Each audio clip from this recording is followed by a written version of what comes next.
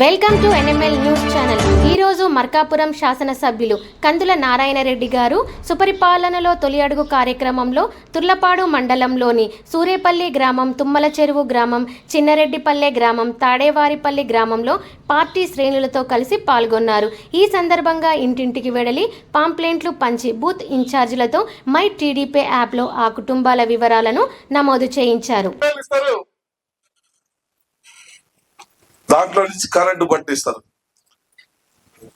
ఇలా అభివృద్ధిని చూడకపోతే, చేసే పనిని మంచి అనకపోతే, ఈ రోజు తల్లికి వందనం ఇస్తే ఈ ఊర్లో ఎవరికి పడ్డాయమ్మా? 384 మంది పడితే 120 మంది తెలుగుదేశం వాళ్ళకి పడ్డాయి, 250 మందికి వాళ్ళకి పడ్డాయి. మరి వద్దని చెప్పొచ్చు కదా, వద్దని చెప్పొచ్చు కదమ్మా. మేము తీసుకోము తెలుగుదేశం వాళ్ళ చెప్పొచ్చు కదా. మరి మేము మోసగాళ్ళం, దగాకోరులం, మేము అందరినీ అమ్మాయిల్ని వేసననే వాళ్ళం, అమ్మాయిల మీద ఆడాల మీద రాళ్ళు చెప్పులతో కొట్టించే వాళ్ళం.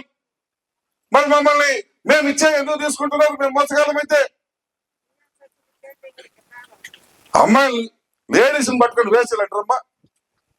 రే ఆమెను వేసి అన్నప్పుడు మన చెల్లి, మన అక్క, మన తల్లి ఏమవుతుందమ్మా? ఆ ఇంగిత జ్ఞానం ఉండదు. సరే, అరే నువ్వు ఎందుకు వేసి అన్నావు? ఆ ఆడ కూతుర్లు అందరూ మన అక్కలతో చెల్లెలతో సమానం, ఇంకోసారి అంటే పార్టీని సస్పెండ్ చేస్తానగా. ఏందంటే రాళ్ళు చెప్పులు వేయండి, వాళ్ళ మీద రాళ్ళు చెప్పులతో కొట్టిస్తారు. వాళ్ళ గౌరవం ఉందా? మళ్ళా రఫా నరుకుతామంటారు. రఫా నరికితే చేతులు గాలు లేపుతున్నామమ్మ వదలం. కాకపోతే సంస్కారం, మన నాయకుడు మనకి నేర్పించిన సంస్కారం. రఫా కత్తి సమాధానం కాదు, కత్తికి అభివృద్ధి సమాధానం, సంక్షేమం సమాధానం.